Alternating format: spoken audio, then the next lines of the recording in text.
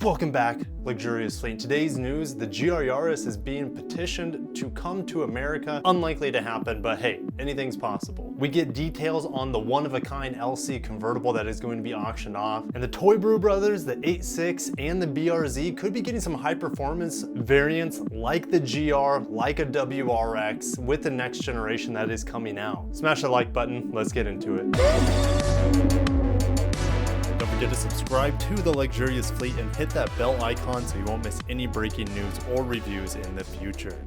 Over at Motor One, petition asked Toyota to bring the Yaris GR to North America. The odds of this happening seem low, but it's worth a shot to get another hot hatch. The petition explains Toyota is taking steps to revitalize their sick brand with the reintroduction of the new Supra. The problem is the car is priced out of reach for a lot of the general population and not the best choice as a year-round vehicle. Send Toyota a message, sign this petition to tell them you want this sporty, fun, and innovative car on our roadways. We want an affordable all-wheel drive fun car. So they got 500 supporters in 3 days, and Motor One reached out to Toyota for a comment on the campaign. They responded, "It's great to know that there's an enthusiastic fan base for the GR Yaris and that they're signing a petition to show their support." Nancy Hubble shoots it straight out of the sky. "It is highly unlikely we bring that vehicle to the United States. They're never going to bring it here. Sad to see, sad to hear, but at least we get a RAV4 Prime."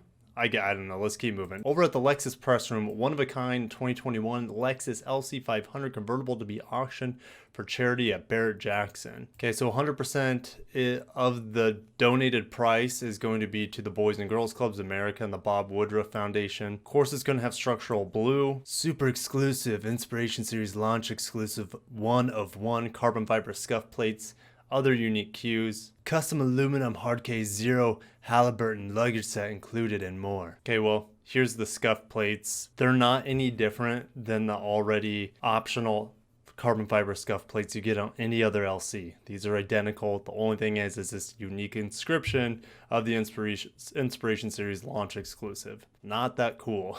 It's cool, but not that cool. Now, these wheels are also unique to this launch edition. And usually these wheels are a little bit lighter. To me, these look like they've gotten like the vapor chrome treatment. So a darker wheel on this Inspiration Series. Blue calipers as well. The winner will receive a framed sketch of the LC convertible, a portfolio with production line photos, and one-of-one certificate signed by vehicle chief engineers, as well as general manager of the Motomachi plant where the vehicle is produced. The auction winner will also receive the very first luggage set from iconic travel brand Zero Halliburton's new design series with custom Lexus cues, which importantly fits nicely into the LC's convertible's trunk, which is very, very small.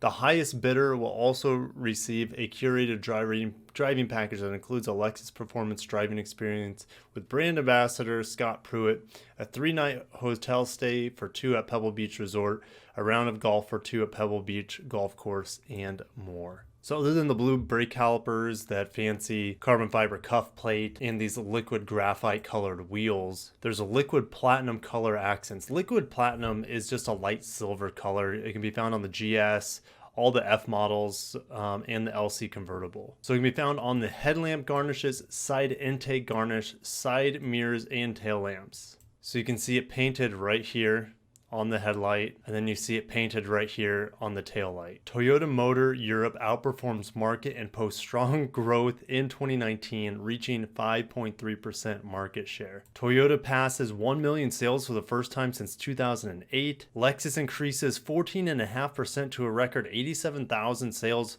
marking 6th consecutive year of European growth. That is very encouraging. Super cool to see that the Lexus brand is doing increasingly better in such a tough market to break into. And it's no surprise, hybrid electric vehicles make up 52% of total sales and 63% in West Europe. Lexus mix in Western Europe is now almost exclusively hybrid, with a 96% mix and 67% across all Europe. That is incredible how their hybrids are pretty much dominating the entire European market.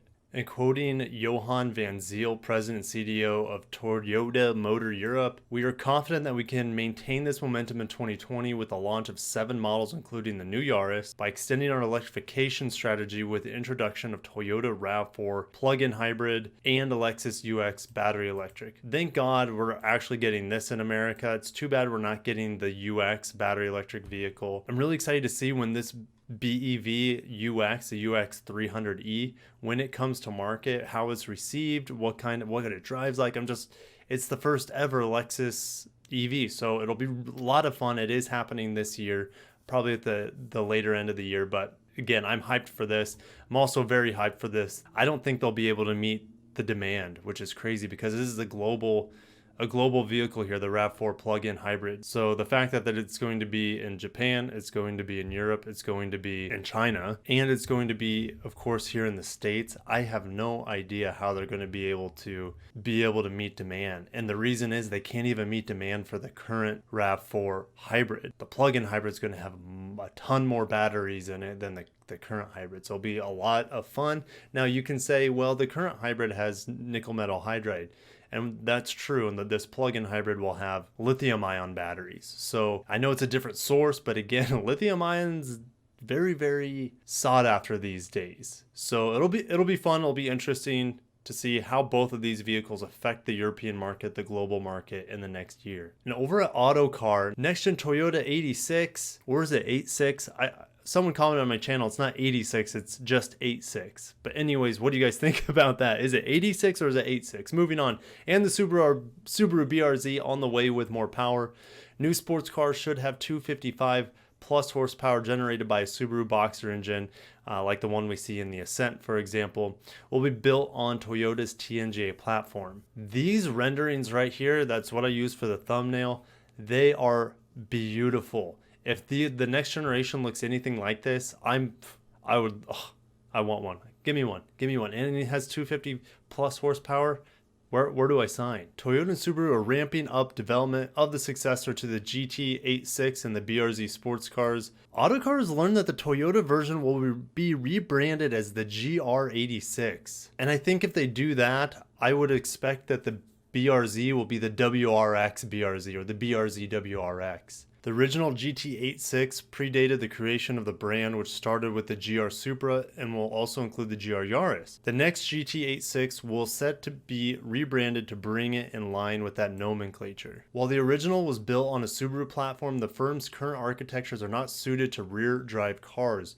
So Autocar understands the new model set to be on Toyota's TNGA platform. Subaru is expected to once again take the lead with the powertrain development. Autocar understands that the car is likely to retain a flat-4 Boxer engine, with reports in Japan that suggests the existing 2-liter naturally aspirated unit will be switched for the turbocharged 2.4-liter power plant currently used in the Ascent, Legacy, and Outback. That engine produces 255 horsepower in the Ascent, so quick timeout. In the BRZ, in the current 86, that 2-liter, Toyota did the fuel injection system for that, the D4S system, and they're able to get a lot of power out of it. If they put that D4S system in this 255 horsepower motor, I would expect at least another 10 to 20 horsepower out of that motor. So really exciting if they do something like they did with the first generation. The old GT86 and BRZ were widely criticized for their low rent cabin, so expect improvements in technology, material usage, fit and finish. And because it's going to be a nicer car, expect to see the price of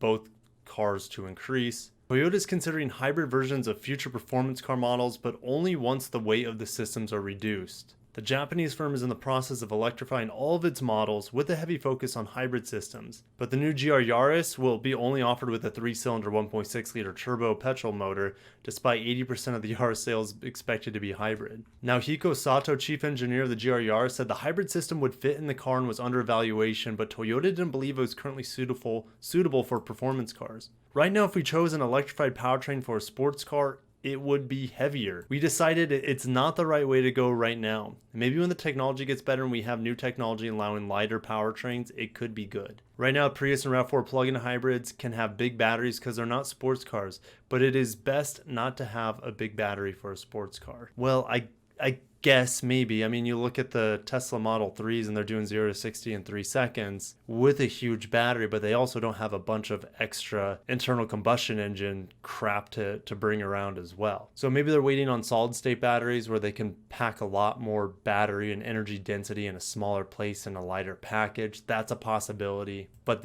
they will have electrification for sports cars in the future. We just don't know how and when they're going to do it. And lastly, they are expecting it to arrive in 2021, which 2021 and 2022 are going to be huge years for the Lexus brand and of course the Toyota brand as we talk about this GR86. So exciting times coming in the next 2-3 years where we're going to see the brand be completely revitalized, not only on the luxury end for Lexus, but on the standard end for Toyota as well. So do you think the 86 or 86 and BRZ are going to be on the TNGA platform as well as turbocharged like we see in the motor in the Ascent and the Outback? I think they need to. That car does need more power. I think that's really the biggest gripe out of most of the reviewers who've driven that car, that it needed more power. I've driven the BRZ. I didn't feel like it needed more power, but I'm happy with driving like a Prius if I had a Prius. I love the Lexus UX, which is slow, but I enjoy slow cars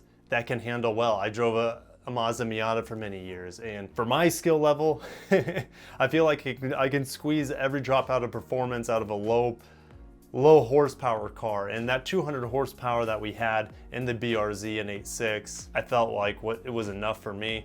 But could we always have more horsepower? Of course. 250 plus would be great. And yes, they're gonna have to charge more for the car. I think if it looked like those renderings that Autocar posted, it is going to be one of the best looking sports cars on sale. I'm not talking about hypercars or supercars or anything like that, but a genuine sports car. This car's main competition is going to be the Mazda Miata, maybe the Audi TT, things like that. Let me know what your thoughts are. I'd love to hear what you guys think about this next generation of Toybaru, Subayotas, whatever you want to call it. And I'll catch you guys in the next video, and until next time, peace out.